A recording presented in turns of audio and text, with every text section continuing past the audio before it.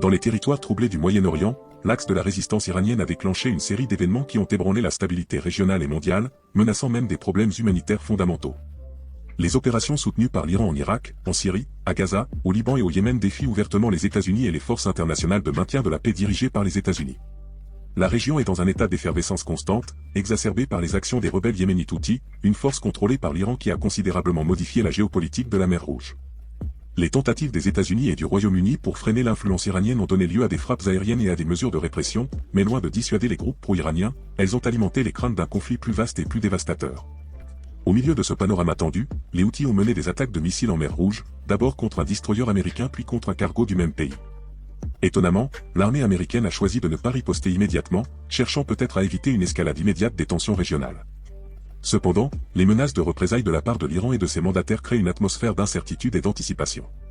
La situation est devenue encore plus volatile lorsque les gardiens de la révolution iranienne ont lancé une attaque contre les centres d'espionnage israéliens dans la région semi-autonome du Kurdistan irakien, tandis que les forces spéciales ont attaqué l'État islamique en Syrie.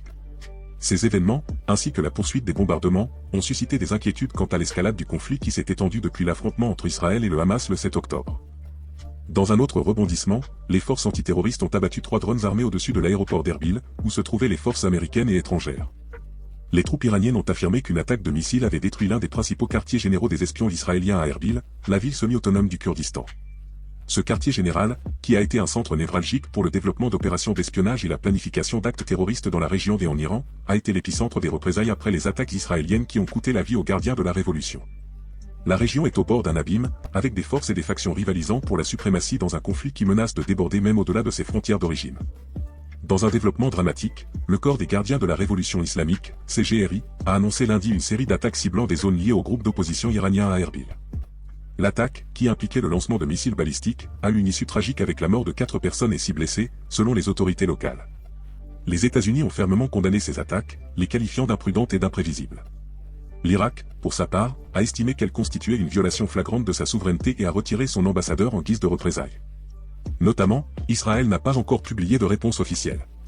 Le Conseil de sécurité de la région du Kurdistan a regretté la perte de vie civile et a dénoncé la violation flagrante de la souveraineté de la région du Kurdistan et de l'Irak dans son ensemble. L'attaque a même touché les biens d'un éminent homme d'affaires kurde, même s'il n'a pas été confirmé s'il était une cible spécifique. Pour tenter de le justifier, le CGRI a affirmé que les attaques étaient dirigées contre des groupes terroristes anti-iraniens dans le nord de l'Irak et de la Syrie, sans affecter le personnel ou les installations américaines. Les États-Unis ont confirmé que ni le consulat actuel ni le nouveau en construction n'avaient été endommagés et qu'aucun membre du personnel américain n'avait été blessé. Le premier ministre du Kurdistan, Masrour Barzani, a exprimé sa ferme condamnation de « l'attaque lâche » de l'Iran, soulignant la perte de vie civile et appelant la communauté internationale à faire face à ces actes d'agression persistants. Barzani a averti que les attaques iraniennes pourraient intensifier les craintes d'une propagation du conflit au Moyen-Orient au-delà de ses frontières, avec des conséquences humanitaires, politiques et économiques désastreuses. La tension dans la région atteint des niveaux critiques et la communauté internationale est confrontée à la tâche urgente de faire face et de contenir cette menace croissante. Dans un conflit qui continue et s'intensifie dans la région, les alliés et mandataires soutenus par l'Iran, connus sous le nom d'axe de la résistance, ont intensifié leurs attaques contre les forces israéliennes et leurs sympathisants, aggravant encore les affrontements régionaux. La semaine dernière, les États-Unis ont assassiné le chef d'un groupe mandataire soutenu par l'Iran, que Washington accuse d'avoir orchestré des attaques contre les forces américaines à Bagdad. Les forces mandataires iraniennes ont répondu en attaquant à plusieurs reprises les troupes américaines en Irak et en Syrie à l'aide de roquettes et de drones. Simultanément, Israël et le Hezbollah, soutenus par l'Iran, sont impliqués dans de nouvelles batailles à la frontière libanaise. Hassan Nasrallah, chef du Hezbollah, a annoncé dimanche son engagement à combattre les forces israéliennes à la frontière libanaise jusqu'à la fin de l'offensive israélienne contre Gaza. La tension s'est intensifiée avec les informations selon lesquelles un drone israélien aurait attaqué le véhicule d'un haut commandant du Hezbollah dans le sud du Liban la semaine dernière, causant sa mort. Wissam Tawil, le plus haut dirigeant chiite tué dans une attaque israélienne depuis le début des combats à la frontière libano-israélienne le 8 octobre, rejoint la liste des provocations qui inclut l'assassinat présumé à Beyrouth de Saleh al-Arouri, au dirigeant du Hamas, générant la fureur des dirigeants du Hezbollah dans la région. Alors que les Houthis, soutenus par l'Iran, continuent d'avoir du mal à arrêter leurs attaques en mer Rouge, la situation devient encore plus complexe. 3 navires yéménites ont été coulés par les forces américaines après que les rebelles Houthis ont attaqué des navires commerciaux dans la région la semaine dernière. En réponse, les États-Unis et le Royaume-Uni ont mené des frappes contre des cibles Houthis au Yémen, tentant de freiner leur activité belligérante après une précédente tentative d'attaque d'un navire de guerre américain. Dans un nouvel épisode, les terroristes Houthis du Yémen, soutenus par l'Iran, ont endommagé lundi un navire marchand américain, déclenchant une nouvelle série d'attaques qui menacent les lignes commerciales mondiales. La situation devient de plus en plus critique, avec de multiples fronts de conflit et des conséquences imprévisibles sur la stabilité régionale et mondiale. Après que les forces américaines et britanniques ont mené un puissant bombardement contre les sanctuaires militants au Yémen, la réponse immédiate des Houthis a mis en évidence la complexité de l'éradication de la menace qui pèse sur le commerce de la mer Rouge.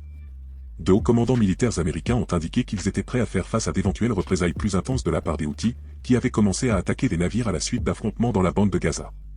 Dans une nouvelle escalade, la semaine dernière, les États-Unis et la Grande-Bretagne ont mené des frappes contre plus de 60 cibles Houthis, en utilisant plus de 150 munitions à guidage de précision. Malgré ces efforts, des sources américaines ont indiqué que les terroristes conservaient encore environ les 3/4 de leur capacité à lancer des missiles et des drones contre les navires transitant par la mer Rouge. Les capacités de mobilité et de dissimulation de la plupart des systèmes d'armes Houthis constituent un défi constant pour les autorités. Lundi, le Premier ministre britannique Rishi Sunak a déclaré que les frappes aériennes avaient été couronnées de succès, soulignant l'engagement de la Grande-Bretagne à appuyer ses paroles par des actions concrètes. Au Parlement, Sunak a décrit les attaques comme étant limitées, sans escalade, et comme une réponse nécessaire et proportionnée à une menace directe. Le ministre britannique de la Défense, Grant Shapps, a déclaré à Sky News « Nous ne nous attendions pas à ce que toutes les installations soient détruites, ce n'était pas prévu. Nous voulions laisser un message clair. » Cependant, malgré ces affirmations, le Gibraltar Eagle d'Eagle Bulk Shipping, un grand navire battant pavillon des îles Marshall, a été touché par un missile HY lundi. La société a indiqué que le navire ne transportait aucun produit chimique dangereux, selon Marine Traffic, qui suit les navires en temps réel. Le navire, qui a quitté la Corée du Sud à destination du canal de Suez, a fait demi-tour lundi dans un contexte d'instabilité croissante dans la région.